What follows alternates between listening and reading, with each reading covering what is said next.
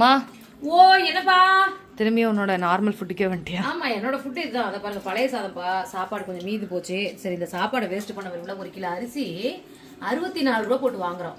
So ஒரு பருக்கு ஒவ்வொரு அரிசியும் ஒரு விவசாயி விதைக்கிறதுக்கு எவ்வளவு கஷ்டப்பட்டிருப்பாங்க. அவளா என்ன சொல்லுவாங்க, விவசாயி சேத்துல கால் வச்சாதான் நம்ம சோத்துல கை வைக்க முடியும். எங்க அப்பா அம்மா என்ன சொல்லுவாங்க தெரியுமா, ஒரு பருக்கு சோறு அரிசி, ஒரு பருக்கு அரிசி 1 ரூபா, ஒரு பருக்க கூட சேலஸ் கீழே சிந்தாம சாப்பிடணும் அப்படின்னு சொல்லி கொடுத்தாங்க எங்க அப்பா அம்மா அந்த காலத்துல. இப்போ வந்து பாத்தீங்கன்னா நான் வந்து இந்த அரிசி வந்து சாப்பாட்டை வேஸ்ட் பண்ண மாட்டேன். அதனால வந்து பாத்தீங்கன்னா தயிர் ஊத்தி கரைச்சி இங்க பாருங்க.